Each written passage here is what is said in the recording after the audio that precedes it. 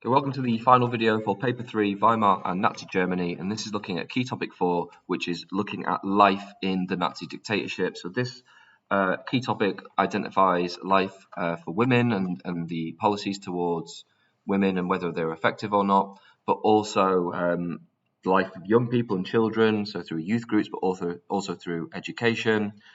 Then also looking at the quality of life for people in Nazi Germany, their living standards, and whether or not life actually improved for them.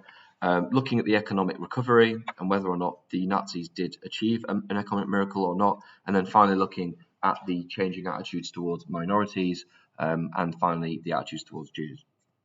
We start with women first. Women are going to be absolutely crucial to Nazi ideology, and there's a phrase that's always used, which is equal but different. So we know that in Weimar Germany, women had experienced or enjoyed more freedom, and whilst the conservative attitudes were still prevalent in Weimar Germany, some of the freedoms that women had were unprecedented in Germany compared to the rest of the world. They had the freedom of employment, they could run for election, they could vote, they could be independent through the New Woman as well. The Nazis change all this because, as we said, they are fundamental to what they want to achieve, which is the master race. They want to achieve racial supremacy. They want Lebensraum, living space for a rising Aryan population, and women are absolutely instrumental to that. The birth rate had been declining and the divorce rate had been increasing during the Weimar years, and this is two things that the Nazis attempt to solve here as well. But based on what women should be, their main role was to be a mother. That was their job.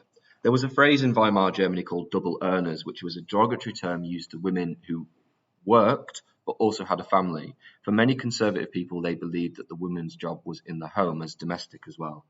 And the Nazis are going to use a phrase called Kinder, Küche, Kirche, kitchen, children, church, which wanted women to abide by those rules as well.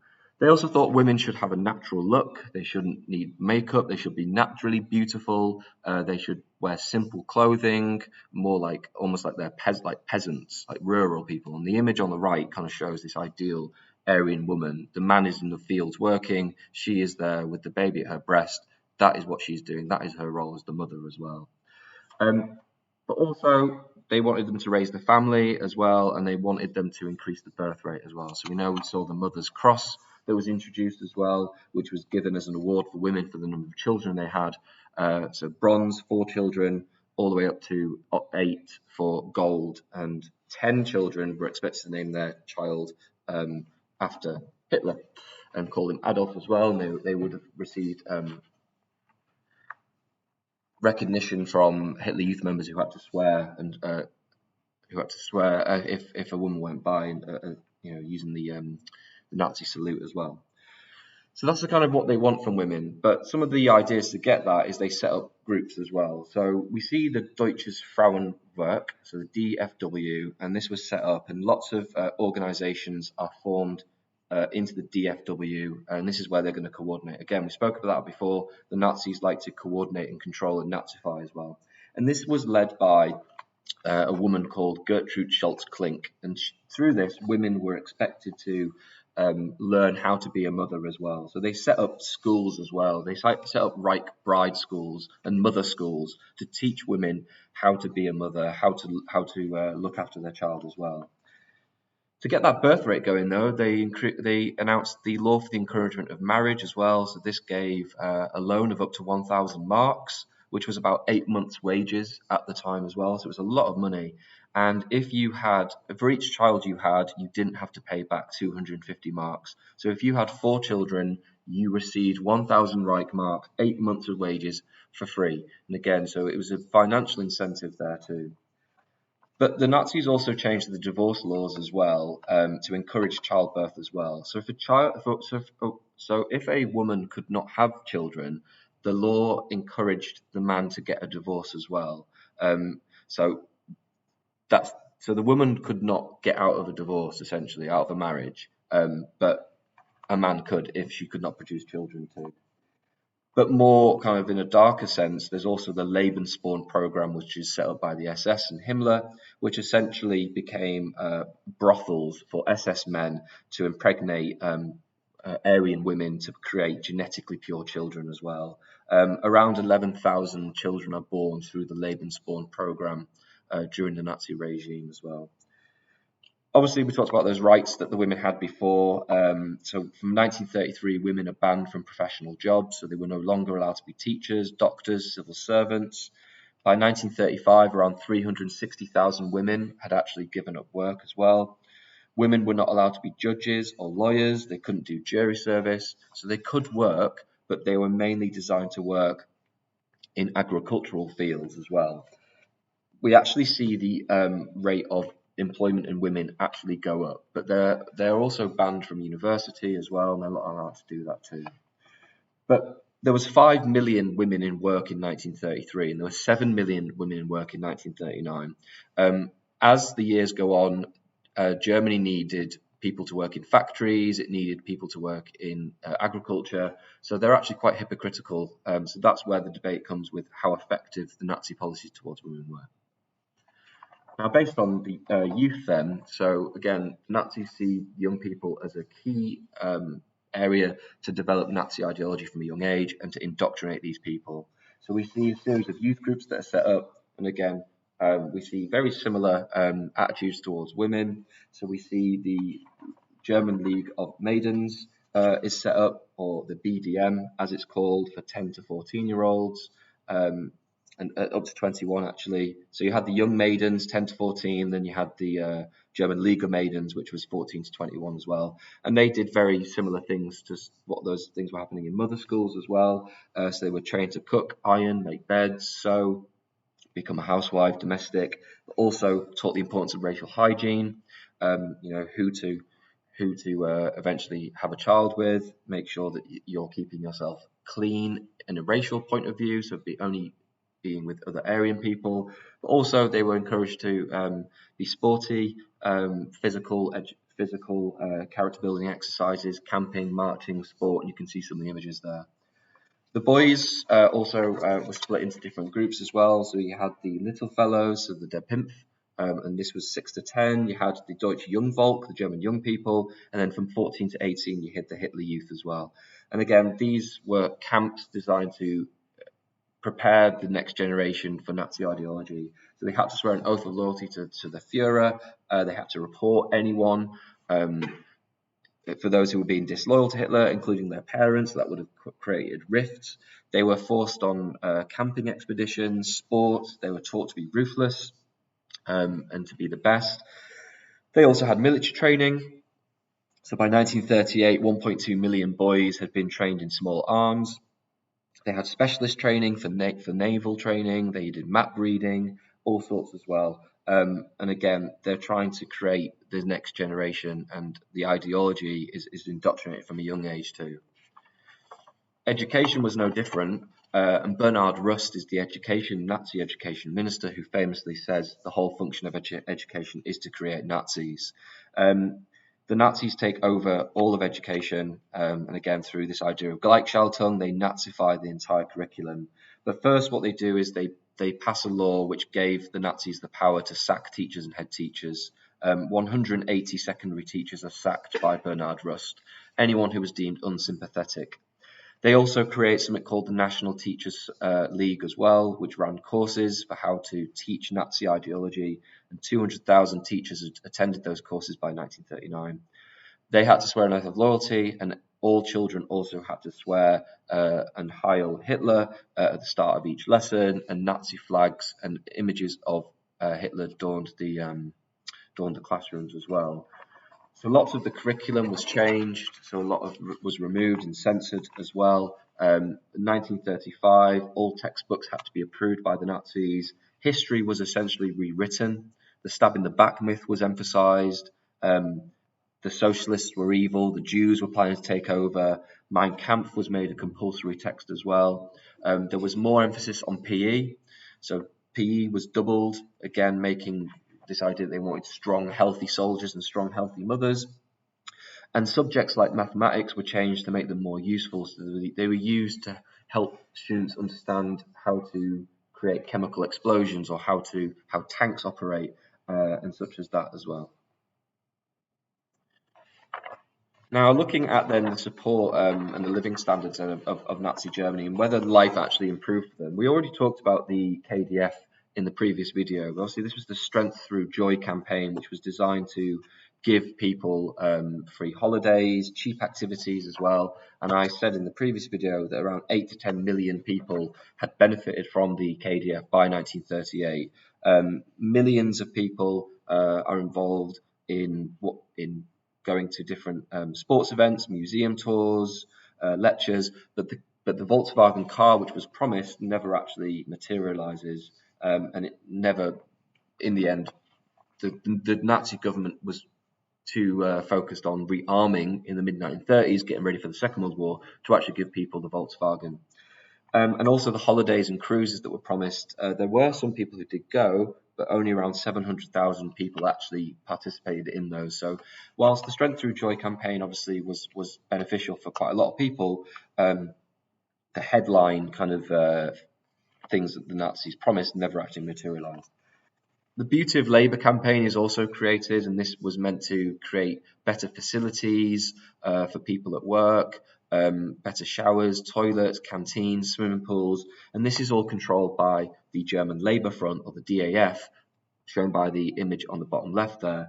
And this essentially replaced all the trade unions. So the DAF was shown to be on the side of the workers, but in reality, working hours actually increased. And they rose from 43 hours to 47 by 1939, and average wages were actually lower. So people were getting paid more, but they weren't getting paid as much because they were working more overtime, but the wages stagnated. So longer hours, but not getting paid as much as well. They also had compulsory labour schemes as well, so the Reich Labour Service as well. So all young men from the age of 19 to 25 had to serve 6 months of hard labour service as well. And in 1935 as well, conscription is introduced for the first time as well. Obviously, workers' rights are lost because of the trade unions too as well. So many claim that the Nazis form an economic miracle because of what happened during the Great Depression and how all of a sudden Nazi Germany was rearming, and to the world it seemed as if there really was an economic miracle, and obviously hosting the Olympic Games in 1936. But it's through a series of tricks really that they're actually able to achieve this so-called miracle as well. Labour schemes we've already talked about, so a lot of compulsory labour meant that employment stats were better. They looked better because of this compulsory labour as well. But obviously the fact that trade unions were banned meant that they could force workers to work as well. So again, that showed that the employment stats weren't completely true. But there is some public work schemes as well, and at first the Nazis embarked on huge public work creation schemes. They spent around 37.1 billion by 1938, and that came through the huge Autobahn, so the motorway building program as well, which provided Germany with 7,000 kilometers of brand new motorways as well. Mainly members of the Reich Labour Service would help to do this as well. But by 1938, they'd only built 3,000 kilometers. And when the war begins, they stop this. And this is quite typical of the Nazis. They begin with these grand ideas, but they never actually complete them as well. He's also determined to build the armed forces. So again, forced conscription from 1935 and an increase in munitions in industry meant that people naturally started to get more jobs as well. So that kind of showed that the unemployment was going down. The Nazis claimed by 1939 only 25,000 males were actually unemployed. Again, you've got to take the stats with a pinch of salt. Also because of something called invisible unemployment. So the Nazis would actually keep unemployment figures down by not including certain people. So unmarried men under 25 weren't included, Jews were not included, women were not included. So the stats looked better than they actually were. Based on the last part then of the course, which is the attitude towards minorities, so obviously the Nazis have particularly ideals about race and what race should be, and that's the Aryan race. And anyone who does not fit into that category needs to be cleansed and needs to be removed. They call a lot of these people Untermenschen, which means subhuman. So they use propaganda to attack these different groups.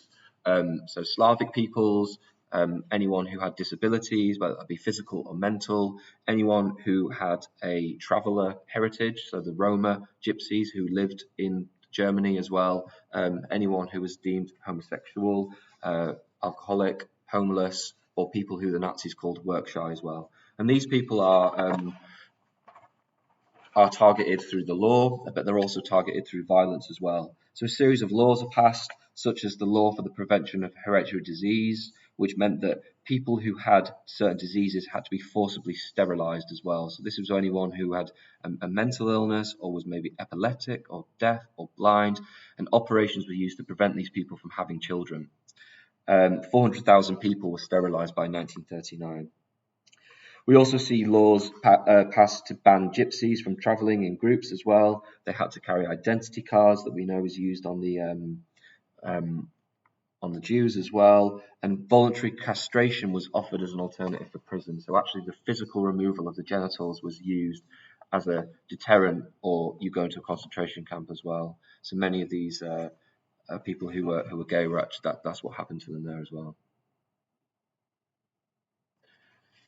And then the Jews, so the Jews is obviously the group that the Nazis aim most of their propaganda at. Obviously, throughout the entirety of Nazi history and ideology, they've targeted the Jews. And Hitler had written in Mein Kampf that obviously a pure racial state needed to be developed. The population of Jews was only 500,000, but the Nazis made it seem as if this was higher.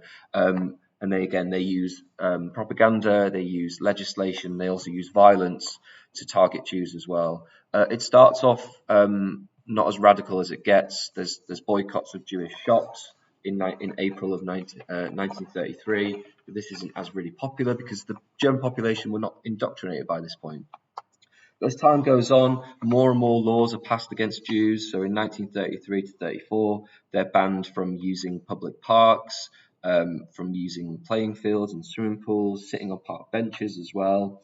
But then in 1935, we get the infamous Nuremberg laws, which actually banned anyone who was of Jewish blood of being a German citizen. So that meant that they lost their right to vote, they lost their right to a passport, they had to wear a yellow star to identify them. So this is a really kind of key turning point. There was also the law for the protection of German blood, so Jews could not marry a German citizen as well, and relations between Jews and non-Jews was also banned here as well. So they're trying to isolate them. We then get, it starts to become more heavy by 1937. Hitler publicly attacks the Jews. We see the propaganda. That's a film from 1940, The Eternal Jew. They're shown as obviously being like rats in this film. They're shown to be obviously money grabbing, taking all the wealth. And in 1938, we see the worst event, which is Kristallnacht. So the 9th and 10th of November 1938, Jewish shops are attacked across Germany and Austria. It's instigated by the SS.